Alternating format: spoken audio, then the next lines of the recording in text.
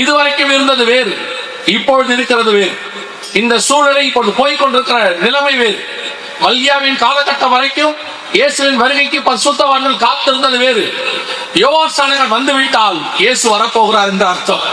அதுக்கு பிறகு காத்திருக்கிறார் என்பது வேறு. அதே போலத்தான் பேழை கட்டி முடிக்கிற வரைக்கும் அந்த பிரசங்கம் வேறு. கட்டி முடித்து விட்டால் கதை முடிய போகுது அர்த்தம். அதே மாதிரி தான் சபையின் காலம் முடிவுக்கு வரப்போகிறது. சபை இன்னும் நிர்விசாரமாய் இன்னும் நாள் செல்லும், இன்னும் காலம் செல்லும். கிறிஸ்து வருவதற்கு இதல்ல காலம் என்று உங்களுக்கு நீங்களே ஆருடம் சொல்லிக்கிட்டு, உங்களுக்கு நீங்களே சில கணக்கெல்லாம் போட்டுக்கிட்டு, எபிரேய மொழியில தியானிச்ச, கிரேக்க மொழியில தியானிச்ச, அராமிக் மொழியில தியானிச்ச, இயேசு இன்னைக்கு வரமாட்டார் நாளைக்கு வரமாட்டார் சொல்லி உங்களை நீங்கள் ஏமாற்றிக் கொள்ளாதீர்கள். இனி காலம் கண்டிப்பாக செல்லாது. ஆண்டவர் வாசப்படியில் என்று கதவை தொட்டு கொண்டிருக்கிறார். ஒரு நாள் இந்த சத்தம் நிற்கும், தட்டுகிற சத்தம் நிற்கும். அதற்கு பிறகு நீங்கள் திறந்து பார்த்தால் உன்னதமாட்ட ஐந்திலே மனவாட்டி எப்படி ஏமாற்றம் அடைந்தாலோ அதே ஏமாற்றம் உங்களுக்கும் வரும். அதற்கு பிறகு அவள் தேடியும் காணவில்லை என்று சொல்லி வாசிக்கிறோம். அதே போலத்தான் சபை இந்த இரட்சணிய நாளை, இந்த வாய்ப்பை கர்த்தர் கொடுத்திருக்கிறதான இப்படிப்பட்டதான சாக்கியத்தை இழக்கும் பொழுது நீங்கள் தேடினாலும் கண்டறியத்தக்காத ஒரு காலம் ஒன்று வருகிறது. இஸ்ரவேலர்களுக்கு ஆதியில தேவன் வந்த போது அவர்கள் தவற விட்டு அதற்கு பிறகு மேசியாவை வாரும் மேசியாவை வாரும்னு இன்னைக்கு வரைக்கும் போய் முட்டிட்டு திரியறான். இன்னைக்கு வரைக்கும் வீலிங் மால் என்று சொல்லுகிற அழுதின் பழு அந்த சுவத்துல போய் சுத்தி திரியறான், போய் முட்டிக்கிறான் மேசியா வாருன்னு. வந்த மேசியா விட்டுட்டு அதே மாதிரி தான் திருச்சபையும் இப்பொழுது செய்ய போகிறது. உங்களுக்கு கிடைச்சிருக்கிற இந்த வாய்ப்பை நீங்கள் தவற விட்டு விடுகிறானால் அதற்கு பிறகு இன்னொரு வாய்ப்பு கிடைக்குமான்னு தெரியாது. ஏன்னா நமக்கு ஒரே வாய்ப்பு தான், ஒரு இமை பொழுது, ஒரு நிமிஷம். அந்த வாய்ப்பை நீங்கள் தக்க வைத்துக் கொள்ள வேண்டும். சில நேரங்களிலே இந்த ஆயத்தத்துக்கு சில உந்துகோல் தேவைப்படுகிறது. சில காரியங்கள் இப்போ என்னதான் உங்களை படின்னு சொன்னாலும் திடீர்னு அந்த எக்ஸாம் ஒன்று அனௌன்ஸ் பண்ணாதான் படிக்கிறதுக்கு ஒரு ஆர்வம் ஒரு சிலருக்கு வரும், அதற்கு ஒரு வேகம் வரும். அப்பயாவது படிக்கலாமேன்ற ஒரு எண்ணம் வரும். அதே மாதிரி தான் ஆண்டவர் அடையாளங்களை கொடுத்து வச்சிருக்கிறார். ஆண்டவர் சில அடையாளங்களை எதுக்கு கொடுத்து வச்சிருக்கிறாருன்னா, கொஞ்சம் நிர்விசாரமாக இருக்கும் போது, சபையானது அனலும் குளிரும் இல்லாத நிலையில் இருக்கும் பொழுது சபையை மீண்டும் அனலாக்குவதற்கு, மீண்டும் ஆயத்தப்படுத்துவதற்கு, தேவனை சந்திப்பதற்கு, நிலைநிற்பதற்கு, மீண்டும் ஆண்டவரை சந்திக்கக்கூடிய இடத்துல சபையை கொண்டு போய் நிற்க வைப்பதற்கு இந்த அடையாளங்கள் தேவைப்படுகிறது. அதனாலதான் ஆண்டவர் சொல்லிவிட்டு போயிருக்கிறார். முதலாவது முறை வரும்போதும் ஆண்டவர் அடையாளங்களை விட்டு போனார். நீங்கள் அறிந்திருப்பீர்கள் என்று சொல்கிறேன், நினைக்கிறேன். வசனத்தில் வாய்த்திருப்பீர்கள். பிழையாம் சொல்லும் போது யாக்கோபிலே ஒரு நட்சத்திரம் தோன்றும் என்று சொன்னார். முதலாம் இயேசு கிறிஸ்து வருவதற்கான எல்லா அடையாளங்களும் சொல்லப்பட்டது. இதோ ஒரு கன்னிகை கர்ப்பவதியாகி குமாரனை பெறுவாள். யூதாவின் பட்டணத்தில் உள்ள பெத்லகேமே, நீ ஆயிரங்கள் சிறிதா இருந்தாலும் தேசத்தை ஆளுகிற பிரபு உன்னிடத்தில் இருந்து புறப்படுவார். இந்த அடையாளங்கள் எல்லாம் துல்லியமாய் சொல்லப்பட்டது. அதன்படி இயேசு வந்தார். அதே போல இரண்டாம் வருகைக்கும் அடையாளங்கள் சொல்லப்பட்டிருக்கிறது. அந்த அடையாளங்கள் நடக்கிறதை நீங்கள் காணும் போது, வான சாஸ்திரிகள் வானத்திலே நட்சத்திரத்தை பார்க்கும் பொழுது யூதருக்கு ராஜா பிறந்திருக்கிறார் என்று கண்டுபிடித்தார்கள். அதே போல இந்த அடையாளங்களை எல்லாம் நீங்கள் பார்க்கும் பொழுது இயேசு வாசல் அருகே வந்து விட்டார், இனி காலம் செல்லாது என்பதை நீங்கள் கண்டுபிடிக்க வேண்டும். இருக்கிற ஒரே ஒரு வாய்ப்பு, அந்த வாய்ப்பை இந்த அடையாளங்களை வைத்துத்தான் நீங்கள் தெரிந்து கொள்ள வேண்டும். இயேசு சொல்லி 2000 வருஷம் ஆச்சு. எனவே இனி காலம் செல்லும், இனிமேட்டு வரமாட்டாரு, அல்லது வர இன்னும் தாமதமாகும், அப்போ வராத இயேசு இப்போவா வரப்போறாரு, இப்படி அநேக காரியங்கள் சொல்லலாம். இதைத்தான் பேதுருவின் புத்தகம் சொல்லுகிறது 3:3 கடைசி காலத்திலே பரியாசக்காரர் வந்து அவர் வருவார் என்கிற வாக்குத்தத்தம் எங்கே அப்படின்னு கேட்பாங்களாம். இப்ப அது போல ஒரு பெரிய கூட்டம் அவர் வருவார் என்கிற வாக்குத்தத்தம் எங்கே அப்படின்னு சொல்லி, இப்ப அந்த காரியங்களுக்கு உங்களை தெரியப்படுத்துவதற்கு தான் இந்த 2 நாட்களும் ஒரு சில அடையாளங்கள். இப்பவும் சொல்லுகிறேன், இந்த அடையாளங்கள் உங்களை பரலோகத்திற்கு கூட்டிக் கொண்டு போகாது, உங்கள் விசுவாசத்தை தூண்டுவதற்கு ஏதுவாக இருக்கும். பரலோகத்துக்கு அழைத்துக் கொண்டு போவது ஆண்டவராக இயேசு கிறிஸ்து ஒருவர் மட்டுமே. அவர் ஒருவரே வழியும் சத்தியமும் ஜீவனுமாக இருக்கிறார். அதற்கான ஆயத்தப்படுகிறவர்கள் போவார்கள். ஆயத்தப்படுவதற்கு இந்த வார்த்தைகள் அல்லது இந்த அடையாளங்கள் உங்களுக்கு பிரயோஜனமாக இருக்கும். மார்க்கின் புத்தகம் 14 வாசிக்கிறோம் இல்லையா? அற்புதங்களினாலும் அடையாளங்களினாலும் வேத வாக்கியத்தை அவர் உறுதிப்படுத்தினார். அதே போல இந்த அடையாளங்களை எல்லாம் நீங்கள் பார்க்கும் பொழுது கர்த்தருடைய வார்த்தை, வருகையின் வார்த்தை, வரப்போகிறேன் தீர்க்க தரிசனம் உறுதிப்படுகிறது என்பதை நீங்கள் தெரிந்து கொள்ள வேண்டும். அதற்காகத்தான் இந்த கூட்டங்கள் 2 நாட்கள். முதலாவதாக நீங்கள் வாசித்த வசனம் தானியேல் புத்தகம் 7ஆம் அதிகாரம் 7வது வசனத்துல ஆண்டவர் ஒரு தரிசனத்தை தானியேலுக்கு காட்டுகிறார். பொதுவாக இந்த தரிசனங்களுக்கு பின்னால் பரலோக ராஜ்யத்தின் ஓமை அல்லது பரலோக ராஜ்யத்தினுடையதான ரகசியம் இருக்கும் என்று சொல்லி நாம் பார்க்கிறோம். இதே தரிசனத்தை யோவானுக்கும் ஆண்டவர் காட்டுகிறார். யோவானுக்கும் தானியேலுக்கும் ஏறக்குறைய ஒரு 700-800 வருஷம் டிஃபரன்ஸ் இருக்கு. அந்த காலகட்ட டிஃபரன்ஸ். அவர் எபிரேய மொழியில் அதை எழுதினார், இவரோ இந்த கிரேக்க மொழியில் எழுதுகிறார். அவரோ மிகச்சிறந்த கல்விமானாக இருந்தார், இவர் படிப்பறிவும் பேதமையும் உள்ளவர் என்று வேதம் சொல்லுகிறார். இப்படி ஒரு டிஃபரெண்டான ஒரு லொகேஷன்ல இருந்து, டிஃபரெண்டான ஒரு கல்ச்சர்ல இருந்து, டிஃபரெண்ட் லாங்குவேஜஸ்ல இருந்து இந்த 2 புஸ்தகம் எழுதப்படுகிறது. ஆனால் இந்த 2 புஸ்தகமும் ஒரே காரியத்தை சொல்லுகிறது. அதுதான் இது வேதம் என்பதற்கான ஆதாரம். மற்றதெல்லாம் புத்தகம், இது ஒன்றுதான் பரிசுத்த புத்தகம். இந்த புத்தகத்தில் தான் இப்படிப்பட்டதான மகத்துவங்களை நீங்கள் பார்க்க முடியும். தானியேல் 7:7 ஒரு மிருகம் வருகிறதை, சமுத்திரத்தில் ஒரு மிருகம் வருகிறது.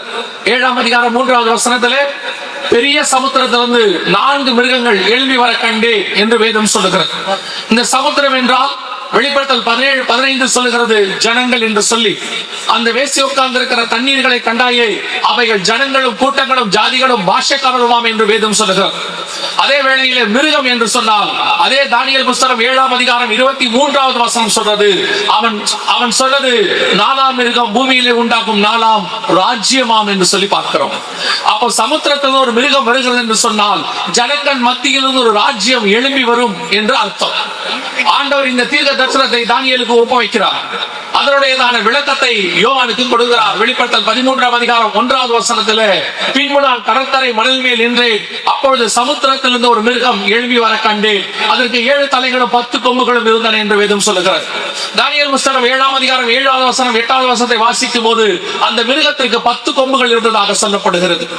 அப்படியானால் ஜனங்கள் மத்தியில் இருந்து ஒரு ராஜ்யம் எழும்பி வரும்.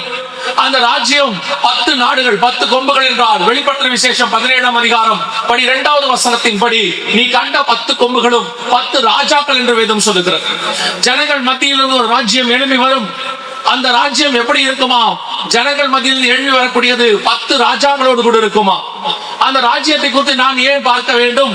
அதை பற்றி அறிந்து கொள்வதற்கு என்ன முகாந்திரம் இருக்கிறது என்று சொல்லி நீங்கள் கேட்பீர்கள் என்று சொன்னால், அந்த ராஜ்யத்தை குறித்து வேதம் சொல்லுகிறது 7ஆம் அதிகாரம் 7ஆம் வசனம் தானியேல் புஸ்தகத்தில், அது மற்ற மிருகங்களை பார்க்கிலும் வேற்று உருவமாய் இருந்தது என்று சொல்லி பார்க்கிறோம். அப்படியானால் இந்த ராஜ்யம், இந்த மிருகம் எல்லா ராஜ்யங்களை பார்க்கிலும் மிகவும் கொடுமை வாய்ந்ததாக இருக்க போகிறது. வாசியுங்கள் தானியேல் புஸ்தகம் 7ஆம் அதிகாரம் 23வது வசனத்தை வாசியுங்கள். அவன் சொன்னது, 4ஆம் மிருகம் பூமியிலே உண்டாக்கும் 4ஆம் ராஜ்யமா? அது எல்லா ராஜ்யங்களை பார்க்கிலும் வேறாயிருந்து, எல்லா ராஜ்யங்களை பார்க்கிலும் வேறாயிருந்து பூமி எல்லாம் பட்சித்து அதை மிதித்து அதை நொறுக்கி போடும். இப்படிப்பட்டதான ஒரு ராஜ்யம் எழுப்பி வரும். இந்த ராஜ்யத்தை குறித்து நான் சொல்லும் பொழுது அது இந்தியாவில் இருந்தோ இந்தியாவுக்குள் இருக்கிற மாநிலங்களில் இருந்தோ எழும்பும் என்று நீங்கள் நினைத்துக் கொள்ள வேண்டாம். இது முழுக்க ஐரோப்பா தேசத்திலிருந்து எழும்ப போகிற அடுத்த ராஜ்யத்தை குறித்து சொல்லப்படுகிறது. இந்த ராஜ்யம் கடைசியாய் வரும் என்று வெளிப்படுத்தல் 17ஆம் அதிகாரம் 9, 10, 11 வசனம் சொல்லுகிறது. இப்பொழுது நாம் கண்களுக்கு முன்பாக வேதத்தில் சொன்னபடி துல்லியமாய் தீர்க்க தரிசனத்தின்படி எல்லா ராஜ்யங்களும் எழும்பி வந்தது. அதன் அடிப்படையிலே இந்த ராஜ்யமும் இப்பொழுது எழும்ப போகிறது. இது இப்பொழுது நம் கண்களுக்கு முன்பாக எழும்பி இருக்கிறது. இதனுடைய இன்னொரு விளக்கம், இதனுடைய ஒரு கருத்தை நீங்கள் தெரிந்து கொள்ள வேண்டும் என்று சொன்னால், இன்னொரு இடத்துல இதற்கான விளக்கத்தையும் ஆண்டவர் கொடுத்திருக்கிறார். அது முன்பதாக நடைபெற வேண்டிய சம்பவம். வெளிப்படுத்தின விசேஷம் 6ஆம் அதிகாரம் 2வது வசனத்தை வாசிங்க. நான் பார்த்தபோது இதோ ஒரு வெள்ளை குதிரையை கண்டேன், அதன் மேல் ஏறி இருந்தவன் வில்லை பிடித்திருந்தான். அவனுக்கு ஒரு கிரீடம் கொடுக்கப்பட்டது. அவன் ஜெயிக்கிறவனாகவும் ஜெயிப்பவனாகவும் புறப்பட்டான். இந்த ராஜ்யத்தை குறித்து சொல்லப்படும் பொழுது இது புறப்படும் போது எப்படி புறப்படும் என்று சொன்னால், இது ஒரு வெள்ள குதிரையில் புறப்படும் என்று சொல்லுகிறது. பல நேரங்களிலே இப்படிப்பட்ட வசனங்களை கேட்கும் பொழுது தேவனை அறியாதவர்களுக்கு அல்லது வேதாகமம் இல்லாதவர்களுக்கு இது கேட்பதற்கு ஒரு நகைப்புக்குரிய காரியமாய் இருக்கும். என்ன இப்படி எல்லாம் சொல்றாங்க, குதிரைங்கிறாங்க, மிருகங்கிறாங்க. ஆனால் அதே நேரத்தில் வேதாகமத்தை உடையவர்களுக்கு, கர்த்தருடைய வார்த்தையின் மகத்துவங்களை அறிந்தவர்களுக்கு அதற்கு உள்ளே இருக்கக்கூடிய தேவனுடைய ரகசியத்தை அவர்கள் பார்ப்பார்கள். பல நேரங்களில் நீங்கள் கம்ப்யூட்டரை பார்க்கிறீர்கள். கம்ப்யூட்டர்ல ஏற்படக்கூடியதான அந்த டிவியில் வரக்கூடிய படங்கள், கார்ட்டூன்ஸ் எல்லாம் பார்க்கிறீர்கள். ஆனால் அதையெல்லாம் செய்வதற்கு ஒரு ஃபார்முலா தேவைப்படுகிறது. அந்த நீங்கள் பார்க்கக்கூடியதான கார்ட்டூன்ஸ் எல்லாத்துக்கும் ஒரு ஃபார்முலா. அதற்கு புரோகிராம் என்று பெயர். அந்த புரோகிராமை எழுதினாதான் அப்படிப்பட்டதான அந்த படங்கள் உங்களுக்கு வெளியே தெரியும். நீங்கள் டாம் அண்ட் ஜெர்ரி எல்லாம் பார்க்கிறீர்கள். இதெல்லாம் பார்க்கும் பொழுது இந்த டாம் அண்ட் ஜெர்ரியை நீங்கள் பார்க்கணும்னா அதுக்கு பின்னாடி புரோகிராம் எழுதணும். புரோகிராம் ஒன்று எழுதினாதான் இதை நீங்க பார்க்க முடியும். ஒருவேளை டாம் அண்ட் ஜெர்ரியை காட்டுவதற்கு பதிலாக அந்த புரோகிராமை நீங்கள் டெலிகாஸ்ட் பண்ணி இதுல டாம் அண்ட் ஜெர்ரி இருக்கு பார்த்துக்கங்க என்றால் உங்களுக்கு புரியாது, அல்லது உங்களுக்கு இன்ட்ரெஸ்டும் இருக்காது. அப்படி சொன்னால் பார்க்கிறவர்கள் சொல்வார்கள், இதுல எங்க இருக்கு டாம் அண்ட் ஜெர்ரி, இது ஒரு லைனா இருக்கு ப்ரோக்ராம், இதை எதுக்கு படிக்கணும், வேஸ்ட் அப்படி என்று சொல்வார்கள். அதே போலத்தான் இன்று வேதத்தை கையில் இல்லாதவர்களும் வசனத்தின் மகத்துவத்தை அறியாதவர்களும் சொல்லுவது. அவர்களுக்கு இது வெறும் எழுத்து, அவர்களுக்கு இது வெறும் புத்தகம். நமக்கோ அதற்குள் இருக்கிற ரகசியம், பரலோக ராஜ்யத்தின் ரகசியத்தின் வெளிப்பாடு. நீங்கள் அதை தியானிக்கும் போதுதான் அது கிடைக்கும். ஒவ்வொன்றுக்கும் விளக்கத்தை கர்த்தர் வேதாகமத்தில் கொடுத்திருக்கிறார். அதை தம்முடைய தேவன் தம்முடைய பிள்ளைகள் கையிலே கொடுத்திருக்கிறார். ஆவியானவர் சபைகளுக்கு சொல்லுகிறதை காது உள்ளவன் கேட்க கடவன் என்று இருக்கிறது. அதை நீங்கள் வாங்கி படித்து தியானித்து புரிந்து அதை அறியாதவர்களுக்கு சொல்லிக் கொடுக்கிற வேலையை கர்த்தர் நமக்கு தந்திருக்கிறார். அதை நம்ம கிட்ட கொடுத்து அவர்களுக்கு கொடுக்க வச்சிருக்கிறார். அதே காரியத்தை தான் உங்களுக்கு சொல்லுகிறேன். நீங்கள் நன்றாய் புரிந்து கொள்ளுங்கள், புரியாதவர்களுக்கு சொல்லிக் கொடுங்கள். காரணம், அவர்களையும் அந்த ராஜ்யம் பாதிக்கும். அவர்களுக்கும் மிகப்பெரிய ஆபத்து ஒன்று ஐரோப்பா தேசத்திலிருந்து எழும்ப போகிறது. அந்த ராஜ்யத்தினுடையதான மிக முக்கியமான ஒரு காரியம் தான் ஒரு வெள்ளை குதிரை புறப்பட்டது என்று சொல்லுகிறது. குதிரை என்றால் என்ன?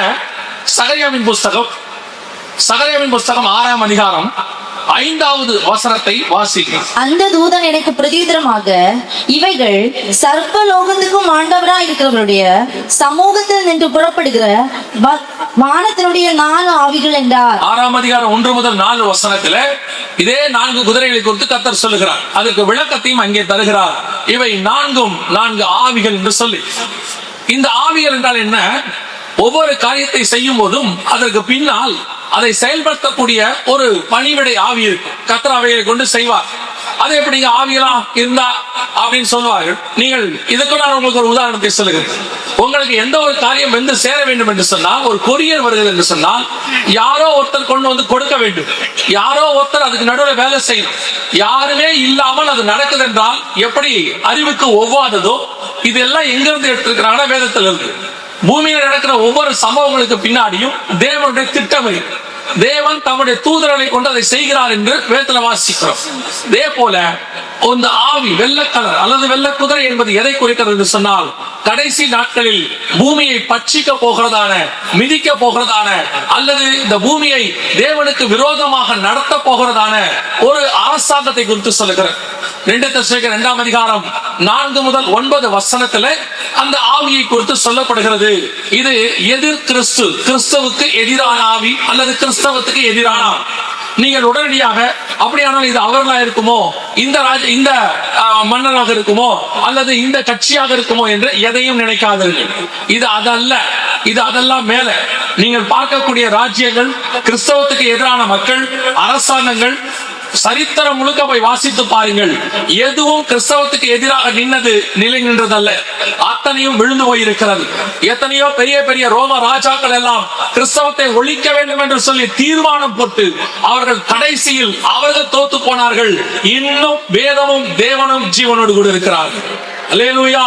பாதாளத்தின் வாசல்கள் சபையை மேற்கொள்ளாது என்று வேதம் சொல்லுகிறது. இது எவன் மேல் மோதினாலும் சரி, இதன் மேல் யார் மோதினாலும் சரி, அது நசுக்கி போடும், அவன் நொறுங்கி போவான். ஆகவே நான் பேசுவது இந்த உலகத்தில் இருக்கக்கூடிய இங்கே அரசாங்கங்களை குறித்து அல்ல. இது எதிர் கிறிஸ்தவத்துக்கு எதிராக செயல்படக்கூடியதான ஆவிகள். எதிராவி என்று சொல்வார்கள், எதிர் கிறிஸ்து என்று சொல்வார்கள், ஆங்கிலத்தில் ஆன்டி கிரைஸ்ட் என்று சொல்வார்கள். 1 யோவான் 2:18 அந்தி கிறிஸ்து என்று வேதம் சொல்லுகிறது. அப்படி ஒரு அரசாங்கம் கிறிஸ்தவத்துக்கும் எல்லா ஜாதிகளுக்கும். நீங்கள் நினைக்க கூடாது வெறும் கிறிஸ்தவத்துக்கு எதிரான ஒரு அரசாங்கம் வருதுன்னு இல்ல, எல்லாத்துக்கும் எதிராக ஒரு புது மதத்தை உருவாக்குற அரசாங்கம் ஒன்று உருவாக்குது. அது எங்க இருக்குது? வாசிங்க. தானியேல் புஸ்தகம் 11ஆம் அதிகாரம் 31வது வசனத்தை வாசிங்க. 37 வாசிங்க. மன்னிக்க, தானியேல் 11:37. அவன் தன் பிதாக்களின் தேவர்களை மதியாமலும் பிதாக்களின் தேவர்களை மதியாமலும் ஸ்திரீகளின் சிநேகத்தையும் எந்த தேவனையும் மதியாமலும், நல்லா புரிந்து கொள்ளுங்கள், எந்த தேவனையும் மதியாமல் எல்லாவற்றுக்கும் தன்னை பெரியவனாக்கி அரண்களின் தேவனை தன் ஸ்தானத்திலே கனம் பண்ணி தன் பிதாக்கள் அறியாத அப்படி என்று சொன்னால் இதுவரைக்கும் உலகத்தில் வந்த எந்த கடவுள்களும் அல்ல, ஒரு புது கடவுள் உருவாக்கப்பட போகிறது. இன்னைக்கு நம்ம கண்ணுக்கு முன்னாடி அப்படிப்பட்டதான காலம் வந்திருக்கு.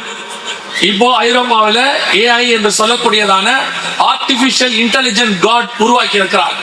அதாவது செயற்கை நுண்ணறிவோடு கூட கடவுள்களை உருவாக்கி இருக்கிறார். அந்த கடவுளுக்கு வல்லமை கொடுப்பதற்காக அதற்குள்ள எல்லா டேட்டாஸையும் ஏற்றி இருக்கிறார். அதாவது நீங்க நினைக்கிற மாதிரி இப்போ உங்களுக்கு பைபிள் தெரியும், மற்ற வேதங்கள் தெரிய வாய்ப்பில்லை, ஒரு சிலர் படித்திருக்கலாம். அதே மாதிரி எல்லா மதத்தில் உள்ளவர்களுக்கும் அவர்களுடையதான மதங்களுடையதான வேதங்கள் தெரியும், மற்ற வேதங்கள் தெரிய வாய்ப்பில்லை. ஆனால் இந்த AI காடுக்கு என்ன பண்ணியிருக்கிறாங்கன்னா, உலகத்தில் இருக்கிற எல்லா மதங்களுடையதான புஸ்தகத்தையும் ஃபீட் பண்ணியிருக்கிறாங்க, அதாவது ஸ்டோர் பண்ணியிருக்கிறாங்க. அதுல எத்தனையோ ஆயிரம் புஸ்தகங்கள் ஏற்றப்பட்டிருக்கிறது.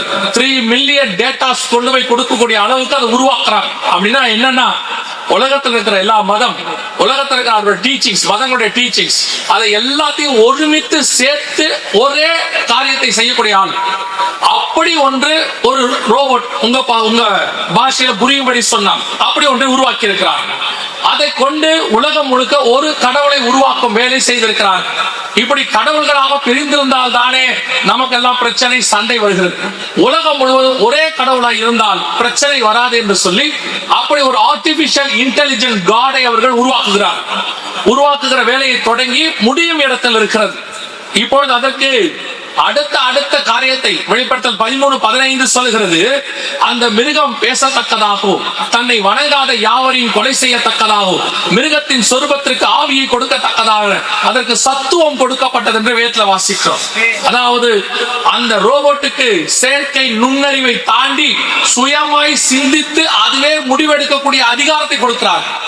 இப்பொழுது அப்படி ஒரு காரியம் உருவாகியிருக்கிறது. எனவே உலகம் முழுவதும் ஆபத்தான, மிக மோசமான ஒரு காரியம் அரங்கேற போகிறது.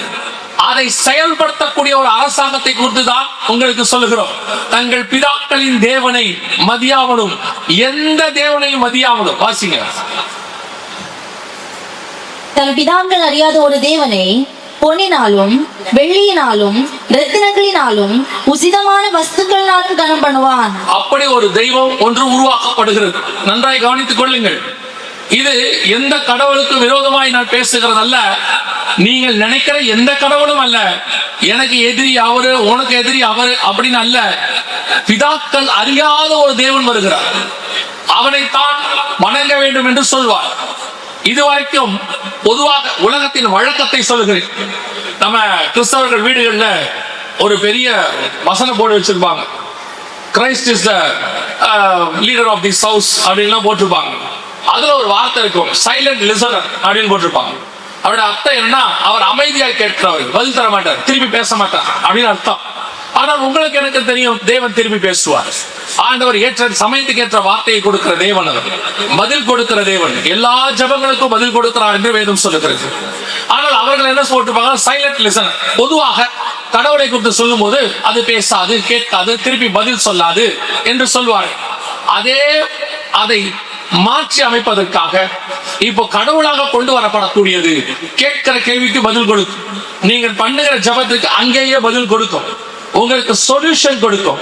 நீங்கள் எதையாவது கேட்டால் அதற்கு ஒரு தீர்வு சொல்லக்கூடிய அளவுக்கு அது உலகத்தில் இருக்கிற எல்லா வேதங்களையும் இணைச்சு ஒரு வேதத்தை உருவாக்கி இருக்கும். பல வேதங்கள் ஒரு வேதத்திலிருந்து எடுக்கப்பட்டிருக்கிறது.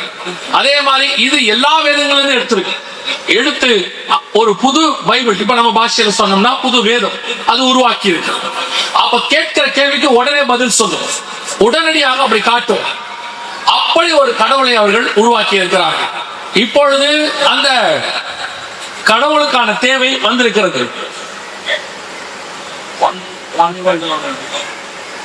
இப்பொழுது அந்த கடவுளுக்கான காரியத்தை அவர்கள் உருவாக்கி அதை வணங்க வேண்டும் என்று கட்டாயப்படுத்த போகிறார்கள். இந்த 2 நாட்களும் நான் உங்களுக்கு சொல்லுகிறது, இப்போ நாங்கள் வருவதற்கு முன்பதாக ஒரு சபைக்கு வசனம் எவ்வளவு முக்கியத்துவம் வாய்ந்தது என்பதை நம்முடைய மூத்த போதகர் அவர்கள் உங்களுக்கு எக்ஸ்பிளைன் பண்ணார். அந்த வசனத்தை கொண்டு, கனிகளை கொண்டு, கனி இருக்கிற இடத்துக்கு எப்படி வருவார் என்று சொல்லி எல்லாவற்றையும் அவர்கள் எக்ஸ்பிளைன் பண்ணினார். அந்த வசனத்துக்குள்ளாக எவ்வளவு இம்பார்ட்டன்ஸ் இருக்கிறது என்று சொல்லி பார்த்தீர்கள். ஆனால் இந்த 2 நாட்கள் நாங்கள் சொல்ல போகிறது, வசனத்திலே நீங்கள் உறுதியாக இருந்தால் அந்த வசனத்துக்கு தான் இதெல்லாம் சொல்லப்பட்டிருக்கிறது. இனி உங்கள் வசனத்தை படிக்க விடாத காலம் ஒன்று வருகிறது, வசனத்து பஞ்சம் ஒன்று வருகிறது. அதையெல்லாம் தாண்டி ஒரு மிக மோசமான ஒரு ஸ்பிரிச்சுவல் வார்ஃபேர் என்று சொல்வார்கள், அது ஒன்று உருவாக போகிறது. இப்போ அதற்கான ஒரு தேவை வந்திருக்கிறது.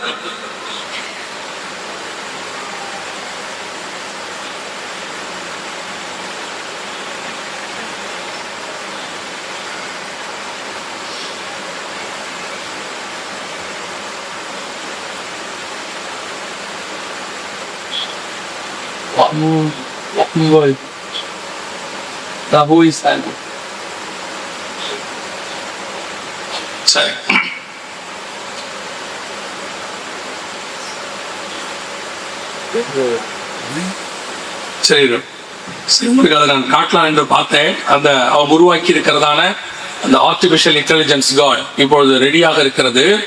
அதை உங்களுக்கு காட்டலாம் என்று சொல்லி பார்த்தோம். சரி, கவனிங்கள். இப்பொழுது அதை கொண்டு வரக்கூடிய அந்த அரசாங்கம், அதுதான் ரொம்ப முக்கியம். இதையெல்லாம் உங்களுக்கு இம்ப்ளிமெண்ட் பண்ண போறவங்க, இதை கட்டாயப்படுத்த போறவங்க, உங்களுக்கு தெரியும், ஒரு சட்டமோ அல்லது ஒரு காரியத்தையோ ஏற்ற வேண்டும் என்று சொன்னால் அதை ஏற்றுவதற்கு ஒரு ராஜாவோ அல்லது அரசாங்கமோ இருக்க வேண்டும். அவர்கள் தான் அதை கொண்டு வருவார்கள். அவர்கள் கொண்டு வந்து அதை மக்கள் மேல் திணிப்பார்கள். அதே மாதிரி இப்படிப்பட்ட காரியங்கள் வரப்போகிறது. அதுக்கான எல்லாத்தையும் ரெடி பண்ணி வச்சாச்சு. அதை கொண்டு வரக்கூடிய அரசாங்கம் தான் இப்பொழுது நம் கண்களுக்கு முன்பாக எழும்பி இருக்கிறது. இந்த அரசாங்கத்தை வைத்துக் கொண்டுதான் இப்ப நீங்க அதை பார்க்க போறீங்க. அந்த யூரோப்பில் இருந்து உருவாகக்கூடியதான அந்த மிக முக்கியமான காரியத்தை பார்க்க போகிறீர்கள். இந்த காரியங்கள் எல்லாம் வேதத்தில் சொல்லப்பட்டவைகள் என்பதை நீங்கள் உறுதிப்படுத்தும் போது இந்த அரசாங்கத்தின் காலத்தில் தான் இயேசு கிறிஸ்து உங்களையும் என்னையும் மீட்க வருவேன் என்று வாக்கு பண்ணி இருக்கிறார். அல்லேலூயா. வருகைக்கான அடையாளங்கள் என்னவென்று கேட்டபோது அநேகர் என் நாமத்தை தரித்துக் கொண்டு நானே கிறிஸ்து என்று சொல்லி வருவார்கள் என்று இயேசு சொன்னார். அதன் அடிப்படையில் இப்பொழுது அந்த கிறிஸ்துவுக்கு மாற்றாக வேறொரு தேவனை, உலகம் அறியாத ஒரு கடவுளை கொண்டு வந்து அதை நடைமுறைப்படுத்தி எல்லோரும் வணங்க வேண்டும் என்று சொல்லி வணங்காதவர்களை துன்பப்படுத்தக்கூடியதான உபத்திரவ காலம் ஒன்று வரப்போகிறது. அந்த காரியத்தை தான் சரி, அந்த அரசாங்கத்தை குறித்து தான் நீங்கள் இப்பொழுது பார்க்க போகிறீர்கள். வாசித்த 6ஆம் அதிகாரம் 2ஆம் வசனத்துல ஒரு அரசாங்கம் எழும்பும், அது வெள்ளை குதிரை என்று சொல்லி பார்க்கிறோம். அது ஒரு ஆவி, அந்தி கிறிஸ்துவின் ஆவி என்று சொல்லி நாம் பார்க்கிறோம். அது எழும்பும் போது எப்படி எழும்புமா? வெள்ளை குதிரையில் வரும் என்று வேதம் சொல்கிறது. இது ஒரு அடையாளம். வெள்ளை குதிரைனா வெள்ளை குதிரை வரும் என்று அர்த்தம் அல்ல. அதற்கு பின்னால் இருக்கக்கூடிய அந்த ரகசியம் அல்லது அதை பற்றினதான உண்மையை தெரிந்து கொள்ள வேண்டும். அதை எதை குறிக்கிறது? நாம் எல்லோரும் அறிந்திருக்கிறபடி வெள்ளை குதிரை அல்லது வெள்ளை கலர் என்பது சமாதானம். உலகத்தை பொறுத்த வரைக்கும் சமாதானம் என்றால் வெள்ளைப்பொடி, உண்மை எல்லாருக்கும் தெரியும். வேதம் சொல்லுகிறது கடைசி காலத்தில் எழும்பக்கூடிய அந்த ராஜ்யம் ஒரு சமாதானத்தை அறிவிக்கிறதாக புறப்படும். வசனத்துல இருக்கா அப்படின்னு கேட்டீங்கன்னா தானியேல் புஸ்தகம் 11ஆம் அதிகாரம் 21வது வசனத்தை வாசிங்க. அவன் ஸ்தானத்தில் அவமதிக்கப்பட்டவன் ஒருவன் எழும்புவான், இவனுக்கு ராஜ்யபாரத்தின் மேன்மையை கொடாதிருப்பார்கள். ஆனாலும் இவன் சமாதானமாய் நுழைந்து இச்சகம் பேசி ராஜ்யத்தை கட்டிக் கொள்ளுவான். சமாதானமாய் நுழைந்து இச்சகம் பேசி ராஜ்யத்தை கட்டிக் கொள்வான். இந்த தீர்க்க தரிசனத்தின்படி ஒரு அரசாங்கம் பூமியை எழும்பியது 1949 அதற்கான விதை ஐரோப்பா தேசத்தில் போடப்பட்டது. வேதம் சொன்னபடி 10 நாடுகளோடு கூட, அதாவது 10 ராஜாக்களோடு கூட எழும்பினர். அந்த அரசாங்கம் எழும்பும் போது ஒரு வியாபார அமைப்பாக இருந்தது, யூரோப்பியன் எக்கனாமிக்கல் கமிட்டி என்று சொன்னார்கள். ஆனால் எழும்பும் போது அவர்கள் 10 பேர் ஒன்றாக, 10 நாடுகள் ஒன்றாக எழும்பினதனால் இந்த வேதத்தை தியானிக்கிறவர்களுக்கு சந்தேகம் வந்து, வேதத்துல கடைசி காலத்தில் 10 பேர் வருவார்கள் இருக்கிறது, நீங்கள் 10 பேர் எழும்பி இருக்கிறீர்கள், நீங்கள் அந்த 10 பேரா என்று அதனுடைய தலைமையிடத்தில் இருந்த வின்ஸ்டன் சர்ச்சில் என்பவரை கேட்டபோது அவர் சொன்னார், நாங்கள் வியாபாரிகள், நாங்கள் வியாபாரம் பண்ணுவதற்காக கூடியிருக்கிறோம், எங்களுக்கும் இந்த உலகத்தை பிடிக்கிற அரசாங்கத்துக்கும் சம்பந்தம் இல்லை என்று சொன்னார். ஆனால் இன்னைக்கு அவர்கள் தான் உலகத்தை பிடிக்கிறவர்களாய் மாறி இருக்கிறார்கள். அந்த வெள்ளை குதிரை அந்த அரசாங்கம் புறப்படும் போது சமாதானத்தை அறிவிக்கிறவனாய், அந்த வசனம் தெளிவா சொல்றது தானியேல் 11:21, அவன் ஸ்தானத்திலே அவமதிக்கப்பட்டவன் ஒருவன் எழும்புவான், அவனுக்கு ராஜ்யபாரத்தின் மேன்மையை கொடாதிருப்பார்கள், ஆனாலும் சமாதானமாய் நுழைத்து இச்சகம் பேசி ராஜ்யத்தை கட்டிக்கொள்வான். இந்த அரசாங்கம் 1949 ஆரம்பிக்கும் போது ஒரு வியாபார அமைப்பாய் ஆரம்பித்தாலும் 2012 அது ஒரு அரசாங்கமாக மாறி 2012 அதற்கு ஒரு மிக முக்கியமான அடையாளம் இந்த வசனம் 6:2 வெளிப்படுத்தல் விசேஷம் 100% நிறைவேறத்தக்கதாக அந்த அரசாங்கத்திற்கு சமாதானத்துக்கான நோபல் பரிசு கொடுத்தார்கள். இந்த வீடியோவை கவனியுங்கள். Despite a year marked by one of the worst crises in decades and repeated scenes of social unrest across the continent, the European Union has been awarded the 2012 Nobel Peace Prize. The Norwegian Nobel Committee has decided that the Nobel Peace Prize for 2012 is to be awarded to the European Union. அவர் என்ன சொன்னாருன்னா 2012க்கான சமாதானத்துக்கான Nobel பரிசு European யூனியனுக்கு வழங்கப்படுகிறது என்று சொன்னார். இதுதான் அந்த European union எழும்பி இருக்கிற ராஜ்யம். வேதம் சொன்னபடி கரெக்டா 10 நாடுகள் வெஸ்டர்ன் யூரோப்பியன் யூனியன் என்று சொல்வார்கள். இதனுடைய தலைமை பீடத்துல சரியா 10 பேர் இருப்பார்கள். இந்த மாதிரி இவர்கள் தான் அந்த 10 பேர். இவர்கள் தான் அதனுடைய ஹெட் குவார்டர்ஸ்ல இருக்கிறார்கள். இவர்கள் தான் எல்லாவற்றையும் நிர்ணயிக்கிறவர்கள். இந்த 10 பேர் தான் இப்பொழுது உலகத்தின் வல்லமை, அதிகாரம் எல்லாவற்றையும் தங்களிடத்தில் வைத்திருக்கிறவர்கள். கொஞ்சம் கொஞ்சமாக இவர்கள் போகிறது. உங்களுக்கு சில நேரங்களிலே வெளியரங்கமாய் நடக்கிறதான காரியத்தை மட்டும் பார்ப்பீர்கள். அதற்கு பின்னால் நடக்கிற காரியத்தை பத்தி நாம் கவலைப்பட மாட்டோம். நீங்கள் ஒரு சின்ன ஒரு உதாரணம் சொல்றேன். உங்க கையில ஜிபே ஒன்று இருக்கிறது. இந்த ஜிபேல இருந்து பணம் அனுப்புறீர்கள். நீங்கள் உங்கள் அக்கௌண்ட்ல இருந்து அனுப்புகிறீர்கள். அதை இன்னொருத்தர் அக்கௌண்ட்டுக்கு அனுப்புகிறீர்கள். நடுவுல ஜிபே ஒரு கம்பெனி இருக்கிறது, கூகுள் பே, கூகுள்னு ஒரு கம்பெனி இருக்கிறது. அது அவங்க கிட்ட போய் அவங்க கிட்ட போகிறது. அவ்வளவுதான். இப்படி போகிற போது நடுவுல என்ன ப்ராசஸ் இருக்கு, அதுக்கு நடுவுல என்னென்ன காரியங்கள் நடக்கு, நம்முடைய அக்கௌண்டோட டீடைல்ஸ் அவங்க கிட்ட இருக்கு, யாருக்கு அனுப்புறோமோ அவங்க அக்கௌண்ட் டீடைல்ஸ் அவங்க கிட்ட இருக்கு. இந்த கூகுள் கம்பெனி அதுல ஜிபே நம்மளை எப்படி கண்ட்ரோல் பண்ணுது, இதை எதையுமே நம்ம கவனிச்சது கிடையாது. இதை எதை பத்தி நம்ம கவலைப்பட்டதும் கிடையாது. நம்மை பொறுத்த வரைக்கும் நம்ம பணம் அனுப்புறதுக்கு ஈஸியா இருக்கு, வசதியா இருக்கு, அனுப்பிட்டோம். ஆனா பின்னாடி என்ன நடக்குது நமக்கு தெரியாது. இதே மாதிரி தான் பல நேரங்களிலே இந்த காரியங்கள் எல்லாம் நடக்கும்போது இவைகளுக்கு பின்னால் என்ன இருக்கிறது நமக்கு தெரியாது. ஆனால் வேதாகமம் இவைகளை குறித்து நமக்கு தெளிவாய் சொல்லுகிறது. ஒரு அரசாங்கம் வரும், அது புறப்படும் போது சமாதானமாய் நுழையும். எப்படி நுழையுமா? சமாதானமாய் நுழையும். இந்த அரசாங்கம் யூரோப்பியன் யூனியனுக்கு சமாதானத்துக்கான நோபல் பரிசு கொடுத்தார்கள். என்ன காரணம் என்று கேட்டால், முதலாம் உலக யுத்தம், 2ஆம் உலக யுத்தம், இது ரெண்டும் ஐரோப்பா தேசத்திலிருந்து உருவானது. எனவே முதல் உலக யுத்தம், 2ஆம் உலக யுத்தம் ஐரோப்பாவிலிருந்து வந்ததுனால இன்னொரு உலக யுத்தம் வரக்கூடாதுன்னு சொல்லி இந்த 10 நாடுகளும் ஒன்றாக கூடி அவர்கள் யுத்தம் வராதபடிக்கு அவர்கள் அதை தடுத்தார்கள். அதனால அவர்களுக்கு சமாதானத்துக்கான நோபல் பரிசு கொடுக்கப்பட்டதாக நோபல் கமிட்டி சொன்னுச்சு.